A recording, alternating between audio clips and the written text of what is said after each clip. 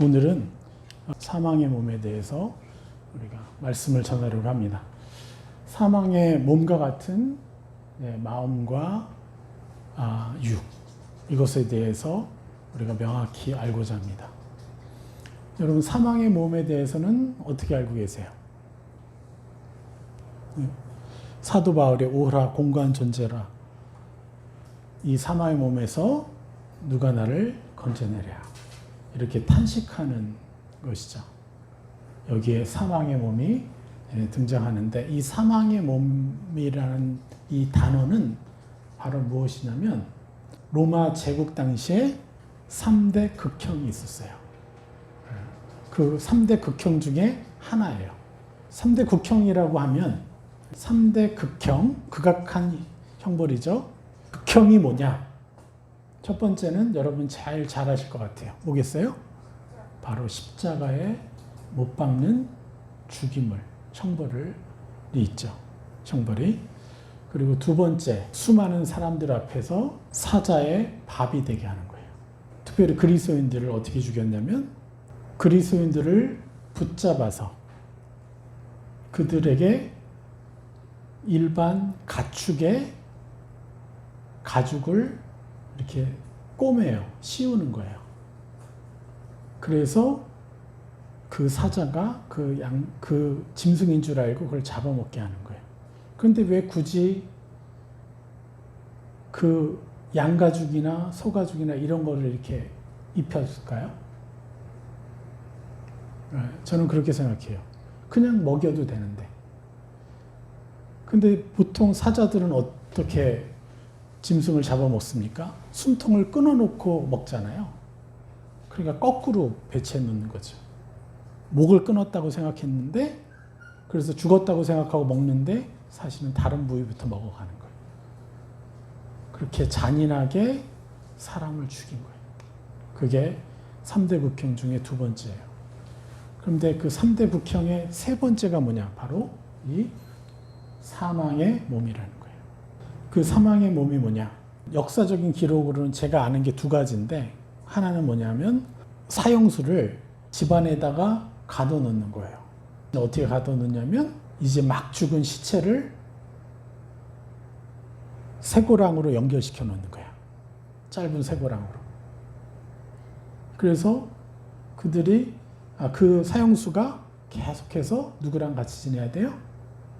그 시체랑 지내야 되는데, 그 시체가 점점 어떻게 돼요? 썩어지고 부패되는 모든 과정을 지켜보면서 이제 이 사람이 미쳐서 나중에 굶어서 죽는 거죠. 그렇게 놔두면서 집안을 지키는 거예요. 집 밖으로 못 나오게. 그게 사망의 몸의 첫 번째 케이스고, 두 번째 케이스는 뭐냐면 사형수를 땅속에다 매장을 해요. 어떻게 매장하냐면 하늘을 보게끔 이렇게.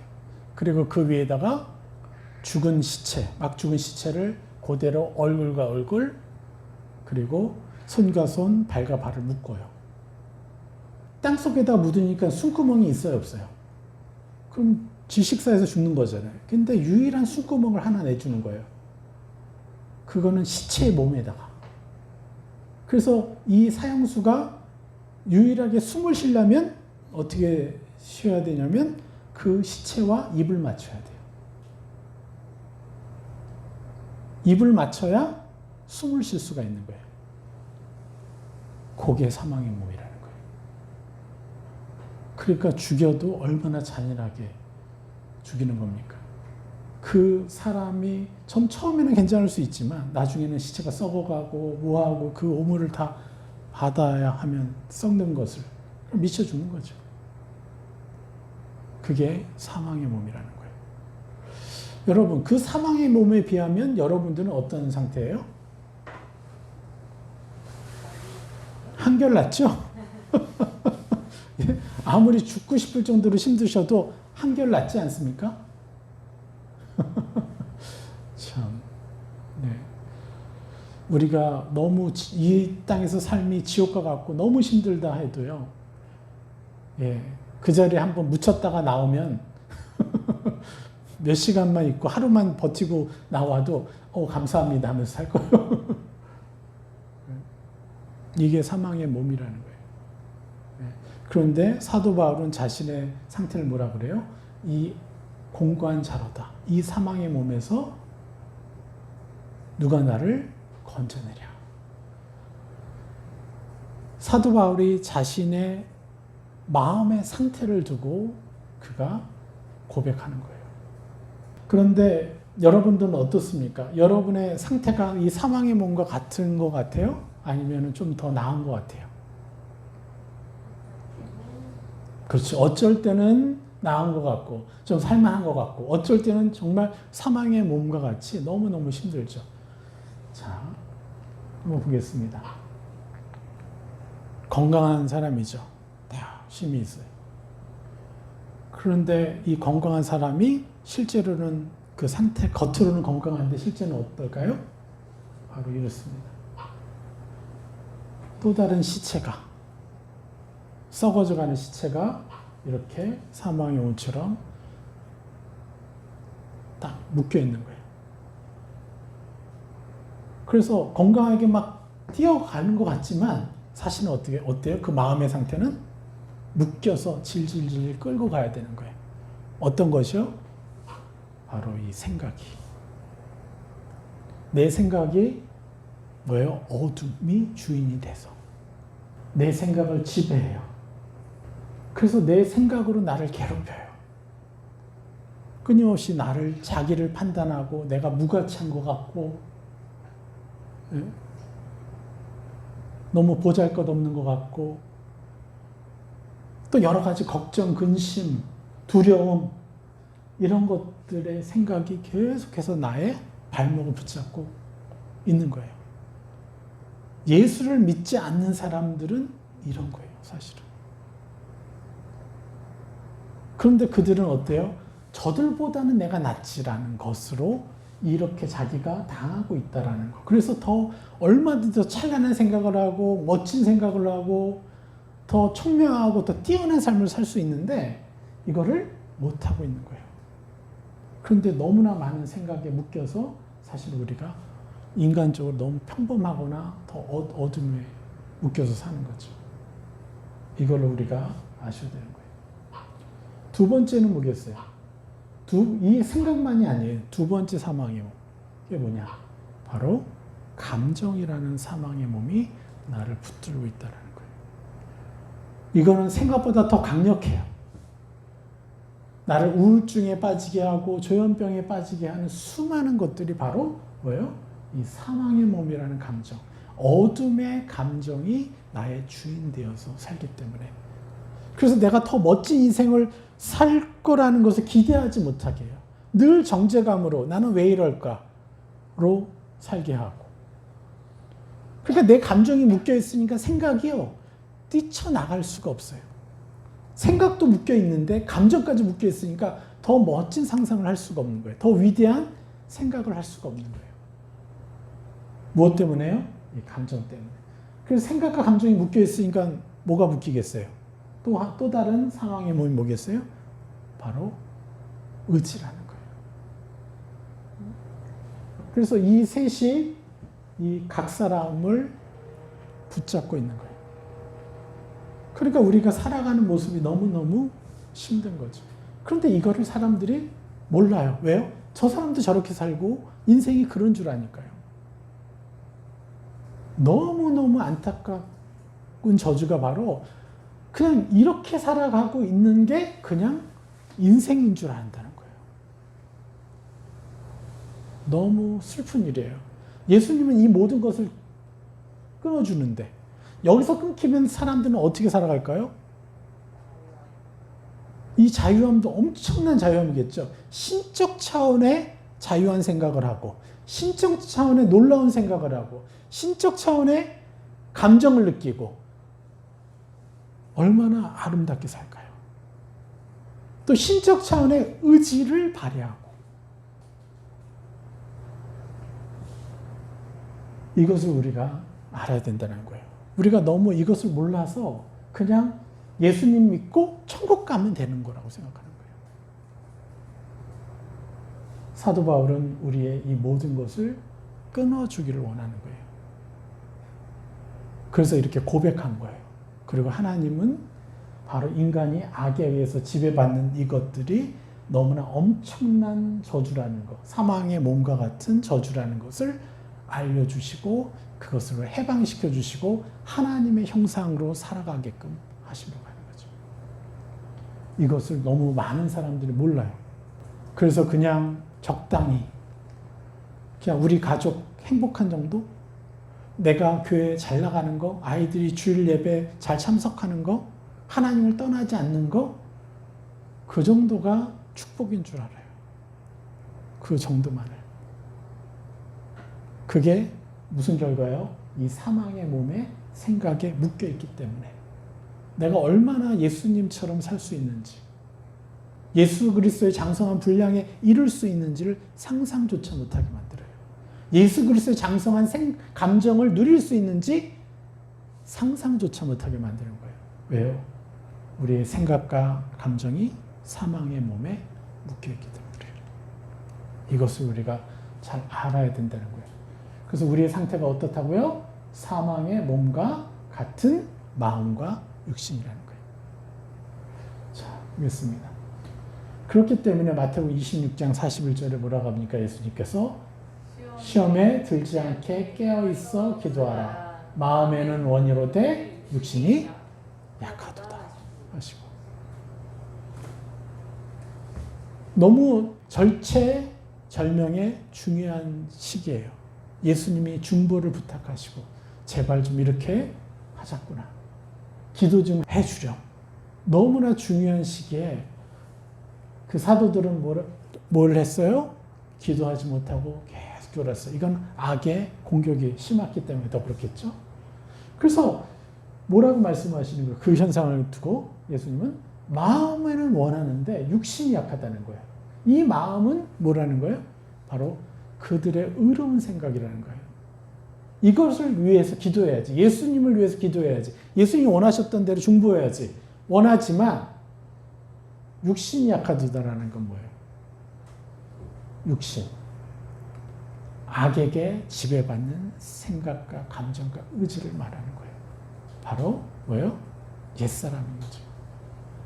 그렇기 때문에 그들이 이것에 지배당하는 거예요. 너무 안타깝죠. 그리고 사도 바울이 이거를 뭐라고 얘기해요? 자, 로마서 7장 21절에서 25절 같이 읽어볼까요? 그러므로 내가 한 법을 깨달았노니 곧 선을 행하기 원하는 나에게 악이 함께 있는 것이로다. 뭐라고 합니까? 내가 한 법을 깨달았노니 뭐라 그래요? 곧 선을 행하기 원하는 나에게 악이 함께 있는 것이로다. 자, 사도 바울이 어떤 사역을 했습니까? 수많은 귀신들을 축사해내고 사람들을 살리기도 하고 엄청난 역사를 했는데 자신의 상태를 뭐라 그래요?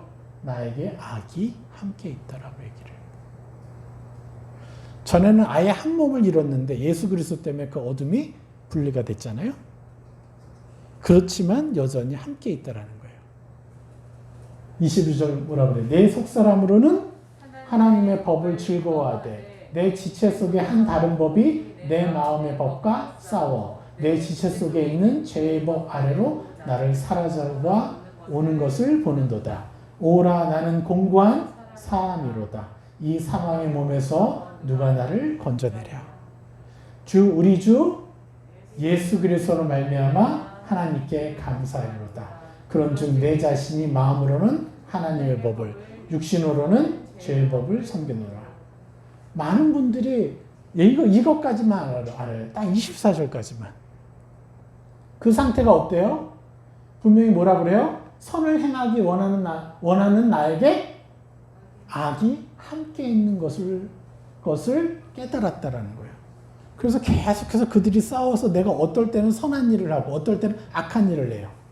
어떤 때는 내 옆에 있는 형제 자매를 충만히 품어주다가도 어떨 때는 어떻게 해요? 저 사람이 믿고 싫어. 그래서 차갑게 대하고. 예. 이럴 때도 있죠. 우리에게 이런 일이 자주 있었죠. 그런데 뭐라 그래요? 그 상태가 내 속사람으로는 하나님의 법을 즐거워하다. 이 속사람이 누구를 말하는 거야? 나의 의인됨. 의인된 형상이죠. 그 의인된 나는 하나님의 법을 즐거워하는데 내 지체 속에 또 한 다른 법이 내 마음의 법과 싸워. 내 지체 속에 있는 죄의 법 아래. 이게 뭐예요? 육신. 바로 옛사람. 그 옛사람의 법 아래로 나를 사로잡아 오는 것을 보는도다. 그래서 너무나 많은 영혼들이 끊임없이 자기를 정죄하는 것에 당하고 또 자기를 하찮게 여기고 자기 안에 무수한 존귀한 것들을 생각해야 될 때 존귀함이 아니라 악이 원하는 대로 나를 평가하고 그래서 하고 싶은 일을 못하게 하고 마땅히 해야 될 일을 하기 싫어하게 하고 수많은 일들 그리고 심지어는 다른 사람들에게 상처를 주는 일을 하게 하는 거죠.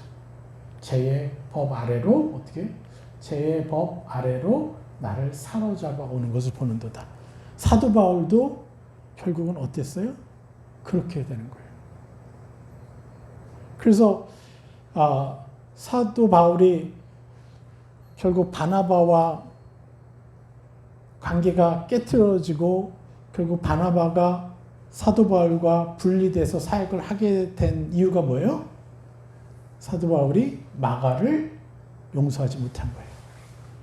저 영혼은 나와 함께 이 거룩한 사역을 함께 할 수 없다. 우리와 함께. 그런데 바나바는 품어줘야 된다. 그래서 결국은 사도 바울은 어떻게 당한 거예요? 제1법 아래에 당한 거예요. 물론 하나님은 이걸 통해서도 아버지 뜻이 있었겠죠. 워낙 해야 될 사역이 많으니까 바울의 전도팀과 바나바의 전도팀을 나눠서 많은 사역을 할 수 있게 하신 것도 하나님 뜻이겠죠. 그런데 그 원인은 뭐예요? 사도 바울이 제1법 아래로 사로잡혀 버린 결과인 거예요. 그래서 나중에 사도 바울이 뭐라고 고백해요? 이 마가를 칭찬하면서 다시 그를 또 받아들이잖아요. 그가 더 성숙해졌죠. 그러면서 24절에 뭐라고 합니까? 오라, 나는 자신의 그런 상태를 뭐라고 하는 거예요? 오라, 나는 공고한 사람이로다. 이 사망의 몸에서 누가 나를 건져내라. 끊임없이 자신이 악한 영의 생각과 감정에 영향을 받아서 실수할 때를 보는 거죠. 그렇게 열렬하게 복음을 전하다가도 성품 가운데 자기가 실수하는 모습들을 자기가 보는 거예요. 그러면서 그 상태가 어때요? 사망의 몸에서 누가 나를 건져내려요. 그러니까 우리가 이것을 알아야 된다는 거예요. 그런데 사도 바울은 왜 자신을 사망의 몸이라고 표현했을까요? 그만큼 그가 더 거룩한 형상을 강구하는 사람이었기 때문에 그래요. 예수 그리스도의 장성한 분량에 이르기를 너무 갈망했기 때문에 그 형상에 비해 자신의 연약함이 마치 사망의 몸과 같이 그렇게 느껴졌기 때문에 그가 자신을 뭐라 그래요? 24절 다시 오라 나는 공고한 사람이로다. 이 사망의 몸에서 누가 나를 건져내랴. 이렇게 탄식하는 거예요. 그러니까 너무 많은 그리스도인들이 어떻게 생각해요? 아이고 그래 그렇지 사도 바울도 이렇게 죄와 싸우기 힘들어했는데 우리는 당연히 이렇게 의로운 싸움 자신의 성화가 안 되거나 성화가 너무 더뎌가지고 뭘 해요? 성화의 길을 포기하는 일들이 너무 많았다는 거예요. 여러분 그렇지 않습니다. 왜냐? 25절에 뭐라 그래요? 우리 주 예수 그리스도로 말미암아 하나님께 감사하리로다. 그런즉 내 자신이 마음으로는 하나님의 법을 육신으로는 제 법을 섬기느니라. 그러니까 결국은 이게 사도 바울이 이 고백, 이 사망의 몸에서 누가 나를 건져내라 하면서 나는 방법이 없습니다 라고 고백을 한 거예요. 그리고 바로 뭘 얘기를 해요? 찬양을 해요. 누구를 찬양해요? 예수 그리스도를. 우리 주 예수 그리스도로 말미암아 하나님께 감사하리로다. 이 사망의 몸에서 나를 건져낼 자가 뭐예요? 하나님이라는 거죠. 예수 그리스도를 통해서 내가 그 옛사람을 내가 아니라고 거절할 수 있는 권세가 생겼기 때문에 이러하던 내가 사망의 몸에서 건져낼 수 없는 나를 예수 그리스도 통해서 건져내셨다. 그래서 예수 그리스도로 말미암아 하나님께 감사하리로다. 그러면서 뭐라고 얘기해요? 그런즉 내 자신이 마음으로는 하나님의 법을, 육신으로는 제 법을 섬기노라. 바로 옛사람이 나에게 붙어 있다라는 것을 설명하죠. 그래서 예수 그리스도의 이름 때문에 이제 뭘 하게 된 거예요? 육신으로 제 법을 섬기는 상태에 우리가 있다. 이걸 당연시 여겨라. 이상한 게 아니다. 그 대신 뭘 하라는 거예요? 그 죄의 법을 섬기는 것과 싸우라는 거죠. 벗어버리고. 그래서 나중에 얘기를 하잖아요. 옛사람을 벗어버리고 새 사람을 입으라. 우리의 상태는 계속해서 이러한 상태에 있을 것이다. 그런데 제가 이 싸움을 계속해 봤잖아요. 그러니까 무슨 일이 생겨요? 점점점 죄의 법, 옛사람의 형상들이 힘을 잃어가는 것을 경험하고, 그래서 옛사람의 습관에서 벗어나는 것을 경험하고 더 찬란한 새 사람을 입는 일을 가능하게 된 것이죠.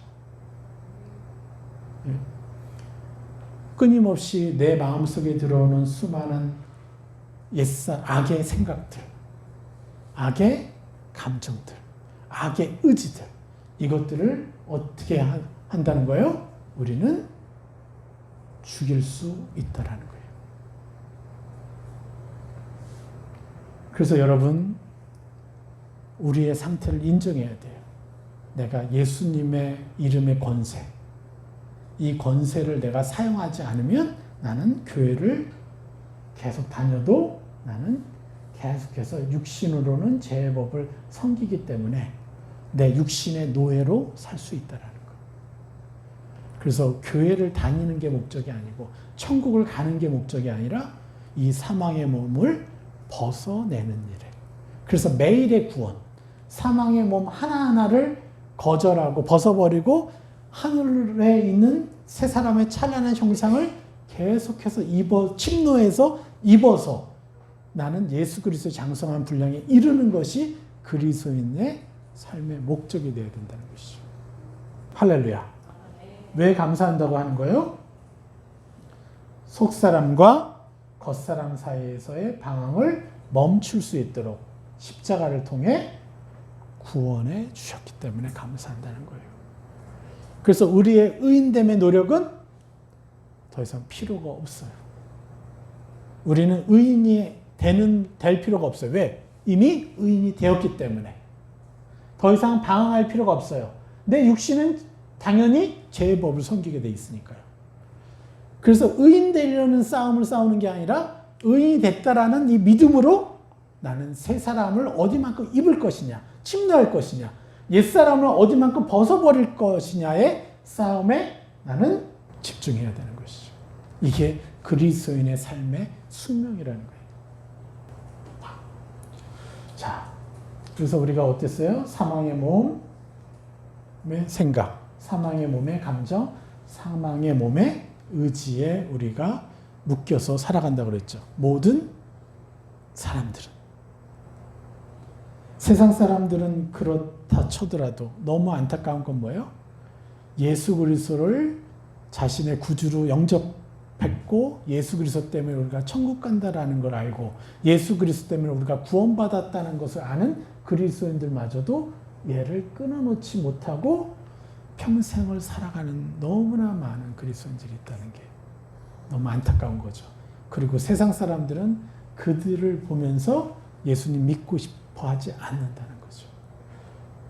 그래서 악에 의해서 사망의 몸에 의해 지배받는 그리스도인들 때문에 전도하기가 너무 어려운 상황인 것이고, 그리고 그들은 이러한 새 사람을 입는 것에 대한 흥미가 없다라는 거죠. 너무 안타까운 일입니다. 자, 로마서 8장을 보겠습니다. 그러므로 이제 그리스도 예수 안에 있는 자에게는 결코 정죄함이 없나니 이는 그리스도 예수 안에 있는 생명의 성령의 법이 죄와 사망의 법에서 너를 해방하였습니다. 율법이 육신으로 말미암아 연약하여 할 수 없는 그것을 하나님은 하시나니 곧 죄를 인하여 자기 아들을 죄 있는 육신의 모양으로 보내어 육신의 죄를 정하사 육신을 쫓지 않고 그 영을 쫓아 행하는 우리에게 율법의 요구를 이루어지게 하려 하심이라. 육신을 쫓는 자는 육신의 애를, 영을 쫓는 자는 영의 애를 생각하나니. 할렐루야. 우리는 어떤 존재라는 거예요? 그러므로 이제 그리스도 예수 안에 있는 자에게는 결코 정죄함이 없나니. 나를 더 이상 죄인 취급하느냐 의인 취급하느냐로 갈등할 필요가 없다는 거예요. 내 마음은 방황할 필요가 없다는 거예요. 네? 내 싸움은 오로지 뭐예요? 그것을 거절하고 나의 연약함에 반대되는 새 사람을 나로 입는 일에만 집중하라는 거예요. 예수 그리스도 안에 있는 자에게. 예수 그리스도 안으로 들어가면 여러분이 정죄감이 들고 여러분의 마음에 들지 않을 때 여러분 자신이, 그리고 다른 사람이 마음에 들지 않을 때 내가 그 모든 생각과 감정을 하나님께 가져가서 하나님께 묻고 하나님의 생각을 듣는다면 나는 내 자신을 정죄할 것이 아니라 정죄하려는 마음을 거절하고 새 사람을 입혀야 되고 그들에게 새 사람을 입히는 일에 집중할 수 있게 되는 거죠. 왜 그래요? 이는 그리스도 예수 안에 있는 생명의 성령의 법이 죄와 사망의 법에서 너를 해방하였습니다. 죄와 사망의 법이 뭐예요? 내가 지금 의인인가 죄인인가 어떤 증거로 자꾸 자기의 의인됨을 찾으려 하고 끊임없이 이게 죄네? 나는 이 죄를 지었네? 나는 이런 생각을 하고 있네? 자꾸 이런 걸로 나를 자꾸 정죄하려는, 판결하려는 그러한 법에서 뭐가? 생명의 성령의 법이 너는 은혜로, 하나님의 은혜로 의인되었다 라는 생명의 성령의 법이 너를 해방하였다. 그래서 우리는 내 안에 끊임없이 나를 주장질하는, 나를 옛사람 취급하려는 끊임없는 생각과 감정과 의지를 어떻게 해요? 거절할 수 있는 권세를 얻은 거예요. 그래서 생명의 성령의 법이 죄와 사망의 법에서 너를 해방하였습니다. 할렐루야. 이게 사도 바울이 깨달은 복음의 의미라는 거예요. 그래서 3절에 뭐라 그래요? 율법이 육신으로는 말미암아 연약하여 할 수 없는 그것을. 뭘 할 수가 없어요? 예수 그리스도 장성한 분량에 이룰 수 없는 거죠. 하나님은 하시나니 곧 죄를 인하여 자기 아들을 죄 있는 육신의 모양으로 보내어 육신의 죄를 정하사 우리 마음에 있었던 온갖 것들을요 옛사람으로 딱 분리시켜 놨다는 거예요. 육신의 죄를 정하사 육신을 쫓지 않고 이제 뭐예요? 그 영을 쫓아 행하는 우리에게 율법의 요구를 이루어지게 하려 하십니다. 율법을 폐한 게 아니라 율법을 오히려 더 수준 높은 율법으로까지 하나님 만드셨잖아요. 그래서 간음하지 말라는 것을 어떻게 해요? 마음속에 간음까지도 하지 않게 마음속에 음란한 생각을 하는 것 자체가 간음이라고 하시는 것처럼 그 율법을 더 완전케 한 율법으로까지 높이신 다음에 그것마저도 그 요구를 이루어지게 하려 하십니다. 어떨 때 가능해요? 육신을 내가 아니라고 거절하고 새 사람이 나라고 침노할 때 율법의 요구를 더 완벽하게 이루어지게 하려 하십니다. 그래서 육신을 쫓는 자는 육신의 애를, 옛사람의 생각에 순종하고 그것에 동조하는 자에게는 육신의 애를, 옛사람의 감정에 휘둘려서 같이 그것에 동조하는 자에게는 육신의 감정에 빠지게 하고. 그렇죠? 그리고 영을 쫓는 자. 영을 쫓는 자가 뭐예요? 새 사람을 침노하는 자. 예수님께 가져가서 내가 무슨 새 사람을 입을까요? 저 사람에게 어떤 새 사람을 입힐까요?를 묻고 듣고 그리고 그렇게 침노하는 자는 영의 일을 생각하나니. 할렐루야. 예? 이게 너무 완벽한 복음이라는 거예요. 그런데 엉뚱한 자꾸 천국에 갈까 말까를 고민하게 하고 두렵게 만들면서 사단은 계속해서 기독교를 종교화시켜서 신천지는 아직도 이것을 해결하지 못해서 내가 지금 천국에 갈 거냐 말 거냐 이 문제에 자기 인생을 걸게 만들어요. 이미 다 끝난 것을. 죄와 사망의 법에서 해방된 우리인데 죄와 사망의 법에서 내가 의인인가 죄인인가를 자꾸 고민하게 하고 그래서 그것이 내가 충족이 안 되니까 어떻게 해요? 만족이 안 되니까 계속해서 과도한 헌신을 해가지고 엉뚱한 헌신을 하는 거예요. 하나님과 친밀히 사귀는 것에 집중해야 되는데 내가 의인이 되려고 노력하게 만드는 이미 끝난 일을. 그래서 사도 바울이 너희가 성령으로 시작하였다가 육신을 마치려 하느냐. 그렇게 탄식하는 거죠. 고린도서 4장 16절에 뭐라고 합니까? 그러므로 우리가 낙심하지 아니하노니 우리의 겉사람은 낡아지나 우리의 속사람은 날로 새로워지도다. 이 겉사람이 뭐예요? 바로 옛사람이에요. 우리가 벗어버리고 새 사람을 입을수록 그들은 낡아져요. 너무나 화려했던 옷이 우리가 왜 육신의 생각과 감정과 의지에 우리가 붙잡히죠? 그 겉사람이 너무 화려하게 느껴져서요. 너무나 매력적으로 느껴져서 너무나 재밌게 느껴져서 왜 우리가 막 핸드폰 하는 것에서 벗어나지 못해요? 많은 청소년들이 그게 재밌으니까 너무 좋아 보이니까 그렇죠? 그런데 우리가 새 사람을 입을수록요 그게요 낡아져요. 너무 선명했던 너무나 매혹적으로 느껴졌던 것들이요 너무 낡아져서 나한테 매력을 끼치지 못하고 매력을 못 느껴요. 그렇게 할 수 있는 방법이 뭐예요? 여러분들의 자녀들에게 자꾸 새 사람을 입혀보세요. 그리고 칭찬해 주세요. 격려해 줘 보세요. 그러면 그들에게 새 사람의 형상이 더 입혀지니까 빛이 들어가니까 그 새 사람의 생각과 감정으로 이 내가 지금 핸드폰 하는 것에 얼마나 많은 시간을 빼앗기고 있는가. 더 가치 있는 일을 할 수 있는데 왜 이렇게 이 무의미한 일에 내 시간을 빼앗기고 있는가. 더 찬란한 일을 해야 되는데 그렇게 하면서 여러분 그 아이들이 이것들을 실체를 보게 될 거라는 거죠. 그리고 스스로 더 입게 될 거라는 거죠. 그럼 해방되는 거예요. 잔소리할 필요가 없어요. 그들에게 왜 너는 그러냐고 뭐라고 할 필요가 없어요. 그 시간만큼 우리는 뭘 해야 돼요? 그들에게 새 사람을 입히면 돼요. 그럼 그들 스스로 어떻게 해요? 낡아진 모습. 너무나 매혹적으로 느껴졌던 그 모습들이요 더 이상 매혹적으로 느껴지지 않는 그 감정이 생겨난다는 거예요. 그때까지 우리는 부모 역할을 해야죠. 어떻게 해요? 우리가 그들을 믿어주고 신뢰해주고 더 많은 사랑과 격려를 해주지 못했던 것들을 이제 지금이라도 더 열심히 해줘야죠. 자녀들은 또 누구에게 대해서 해줘요? 부모들에 대해서. 자기 자신은 물론이고 그 일을 해주면 되는 겁니다.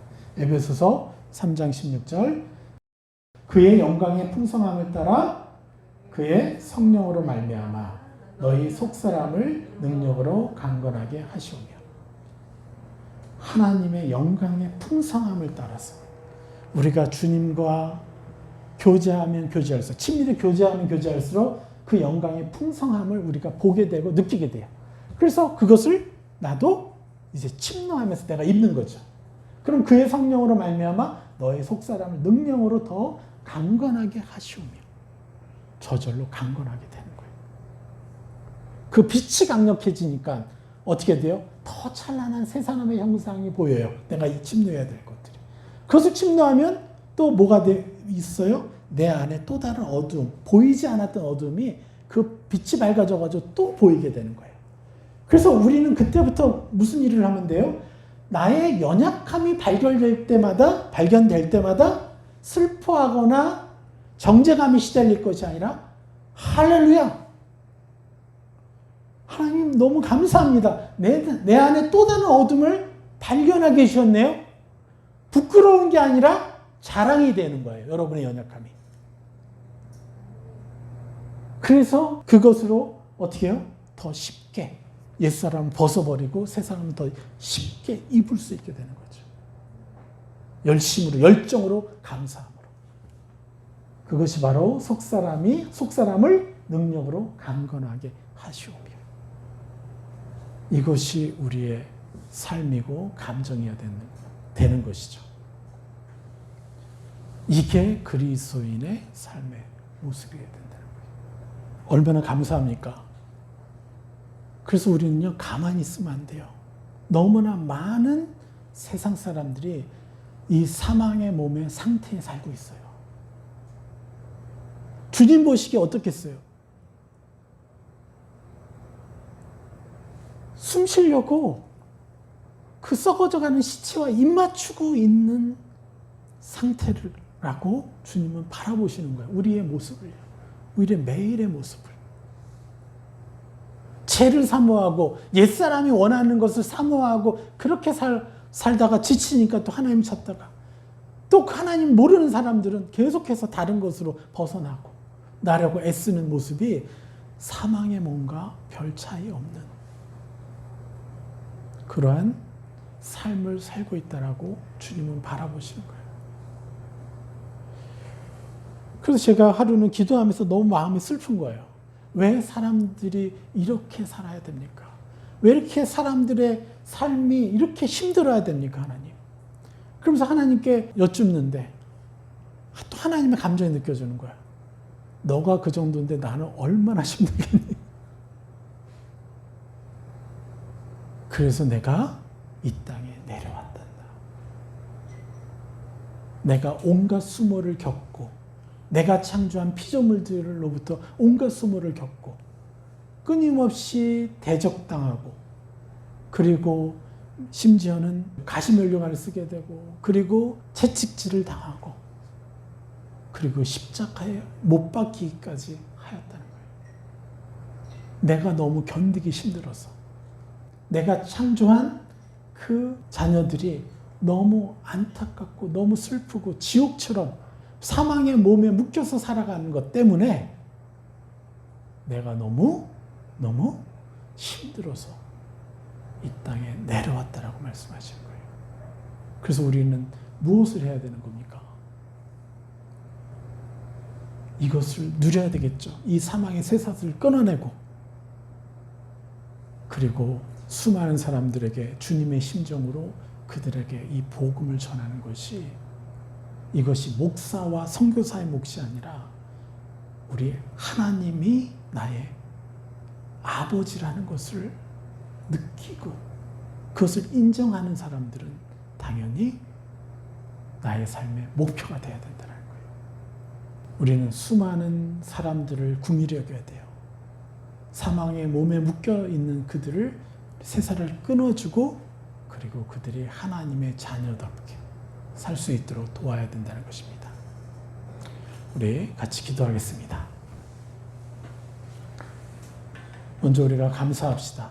우리에게 이런 권세를 주신 하나님께 감사합니다. 이런 사랑으로 우리를 만나주시고 우리를 창조하셨고 그리고 무엇보다 찬란한 사랑과 긍휼을 가지신 아버지셔서 아버지 감사합니다. 그리고 그것 때문에 우리에게 이 어둠의 사망의 몸에 갇힌 자로 묶여있는 자로 살지 않고 세상을 정복하고 다스리는 오히려 세상을 끊을 수 있는 권세를 주셔서 감사합니다. 우리 같이 기도하겠습니다. 할렐루야 아버지 감사합니다. 당신의 찬란한 사랑과 긍휼과 그 희생을 찬양합니다. 이제 이 사망의 몸에 묶여져 있는 사람들의 상태를 이제 내 감정 깊이 느끼는 하나님의 자녀 되게 하심에 감사합니다. 이제 그 아버지의 심정으로 내가 사망의 몸에 묶여있는 수많은 영혼들을 이제 해방시키고 내가 해방되며 또 온 열방을 정복하는 인생을 사는 자로 우리를 불러주심에 감사합니다. 아버지 영감 받아 주시옵소서. 아버지 더 기름 부어 주시옵소서. 우리가 지옥에 사는 것을 너무나 당연시 여기고 이제 그 지옥을 하나하나 경멸하며 파하며 이제 내가 가는 곳이 아버지의 천국이 되도록 아버지 더 기름 부어 주시옵소서. 내가 받는 이 고난과 아픔이 당연한 것으로 여깁니다. 이제 그 모든 것까지도 이제 인정하고 이제 아버지와 함께 해방하며 또 해방시키는 삶을 살게 하옵소서. 이 모든 말씀 예수님의 이름으로 기도했습니다. 아멘. 할렐루야. 이 모든 영광을 하나님께 올려드립시다. 할렐루야. 자, 감사합니다.